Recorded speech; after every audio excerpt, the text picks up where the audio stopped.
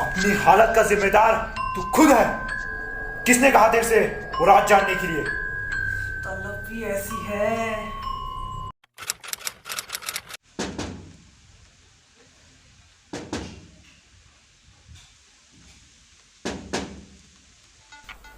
कलयुग है ना ये।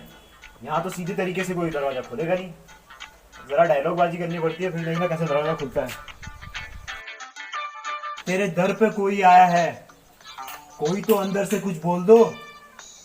इतनी बार मैंने दरवाजा खटखटा दिया है, अब तो दरवाजा खोल दो। कौन है?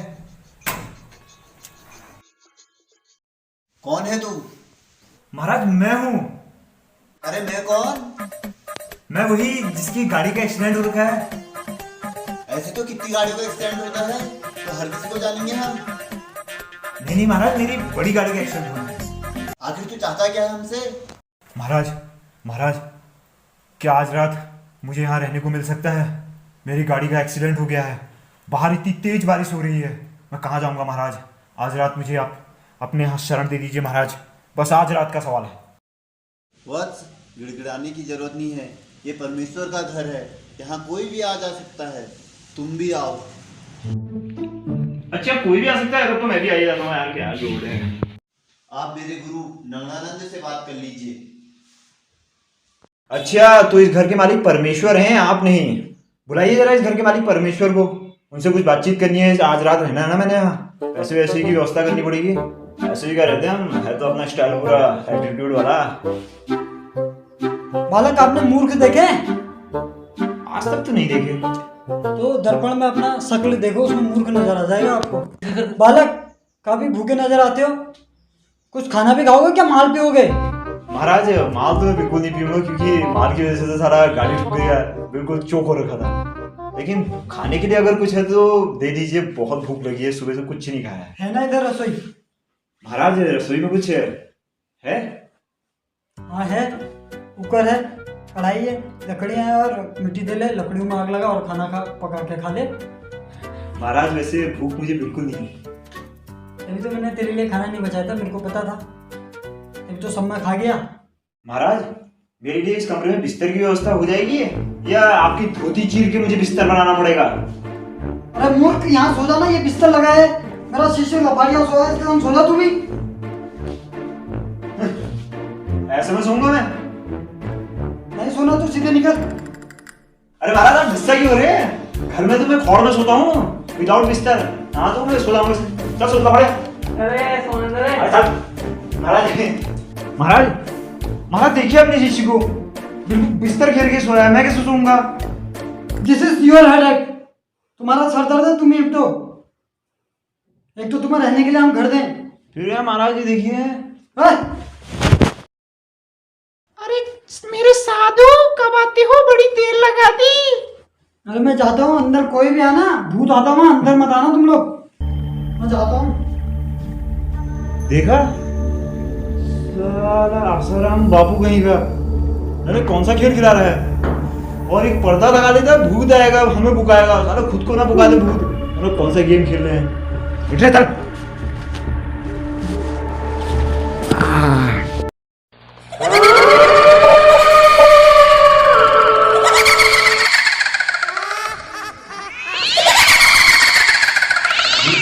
ये क्या आवाज है?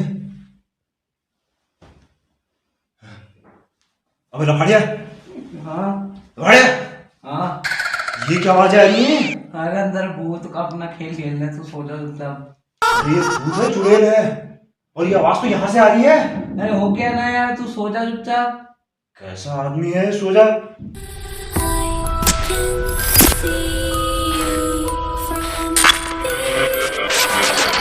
अरे यार सुबह हो गई, वरना इस भूत का आज पता लगा लेता।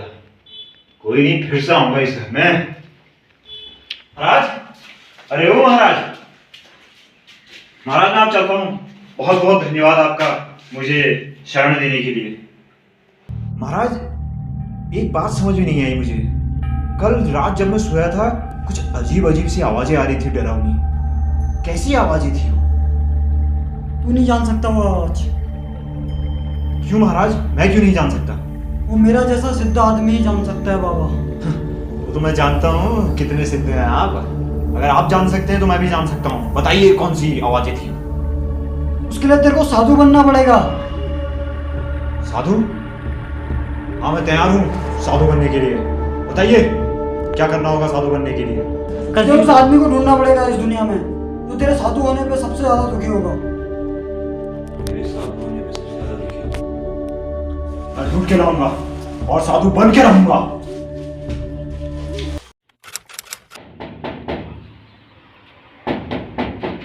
कौन है? महाराज, महाराज। बड़ी जल्दी आ गया दुनिया घूम के तू। हाँ महाराज, मैं बहुत जल्दी आ गया दुनिया घूम के। बता फिर कौन दुखी है तेरे साधु बनने से?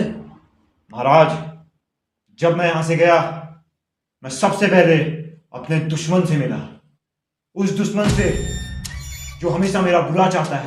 और जब मैंने उससे कहा कि मैं साधु बनने वाला हूं तो वो हंसने लगा और कहने लगा तू मेरे डर से साधु बनने जा रहा है। मुझे बहुत गुस्सा आया, लेकिन किसी कारण मैंने उस गुस्से को रोक लिया। और उसके बाद जैसे ही मैं अपने घर पहुंचा तो मेरे बच्चे मेरे पास दौड़ते हुए आए और कहने लगे पापा पापा आप इतने समय से कहाँ थे?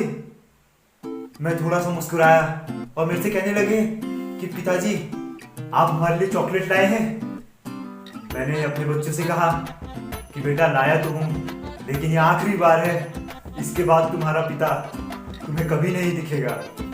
तो बोलने लगे पापा आप चले जाओ, हम कोई दूसरा पापा ढूंढ लेंगे जो हमारे लिए चॉकलेट और बिस्किट लाएगा। उनकी बात सुन के मेरा दिल तो ऐसा किया कि सालों को 2 झापट मारूं, लेकिन मारता भी कैसे? आखिरकार बच्चे तो मेरे ही हैं, मेरी तो औलाद है, मेरा ही खून है, मैं भी तो बचपन में ऐसा ही था। तो मैं हंसते हुए चला गया। और जैसे ही मैं कमरे की ओर आगे को बढ़ा तो मैंने देखा बेडरूम से मानो एक अप्सरा चल के आ रही हो। और जैसे ही मैंने उसका मुखड़ा देखा मेरे शरीर में ऐसी बिजली सी कौंधी मानो मैं वहीं पर चल सा गया। और वो मेरी बीवी थी, पहली बार इतनी खूबसूरत लग रही थी। और उसने एक नीले कलर की बनारसी साड़ी पहनी, सर में गजरा और होठों पे काला लिपस्टिक। मानो कोई और साधु से देख लेता उस दिन आदमी बन जाता, लेकिन हम ठहरे चूतिए उस दिन साधु बनने जा रहे थे। और मैंने उससे कहा कि आज से मैं साधु बन रहा हूँ, तेरा पति आज से अब तेरा पति नहीं रहा। तो वो बोली ऐसी बात है, जरा मेरी ओर देखिए तो सही। अगर मैं उस दिन उसकी ओर देख लेता तो शायद कमरे के अंदर चले जाता, लेकिन मैंने नहीं देखा और मैं कमरे से भाग गया। जैसे ही मैं अपनी बीवी के सामने से भागा तुरंत मेरी माँ मेरे सामने आ गई और मेरे से कहने लगी बेटा तू इतने दिनों से कहाँ था मेरे बेटे? मेरी माँ सूख के कांटा हो चुकी थी। और उसने मुझे तुरंत अपने गले से लगा लिया और फूट फूट के रोने लगी और कहने लगी बेटा बेटा तू मुझे छोड़ के कभी मत जाना बेटा, मेरी आंखों से कभी दूर मत होना। मैंने अपनी माँ से कहा माँ माँ माँ, और मैं मामा कहता हुआ वहां से भाग गया। महाराज मैं इस कदर भागा कि सीधे आपके पास भागते हुए आया। महाराज मैं सब कुछ छोड़ आ गया हूं महाराज। अब आप ही बताओ मैं साधु बनने लायक हूं या नहीं? कौन दुखी है मेरे साधु बनने से? आप ही बताओ महाराज। महाराज धन्य है बालक तू, धन्य है तू, बन गया साधु। तूने मोह माया त्याग ली, ना ही तू प्यार के झांसे में पड़ा, ना ही तू रोया, ना ही तू हंसा। तू बन गया साधु, बन गया तू साधु। महाराज तो मुझे उस रहस्यमयी आवाज का रहस्य बताइए जो इस कोने से आ रही थी। ये रही चाबी और खोल ले दरवाजा, देख ले क्या है वहां।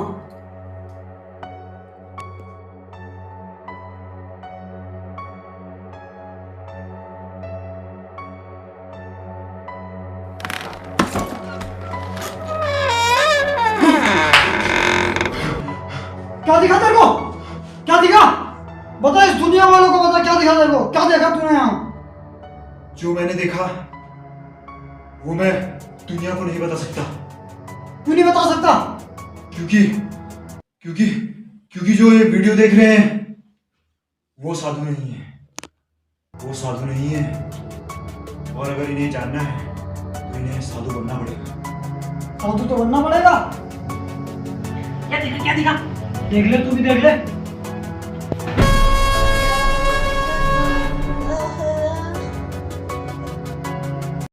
अपनी हालत का जिम्मेदार तू खुद है। किसने कहा तेरे से वो राज जानने के लिए? तलब भी ऐसी है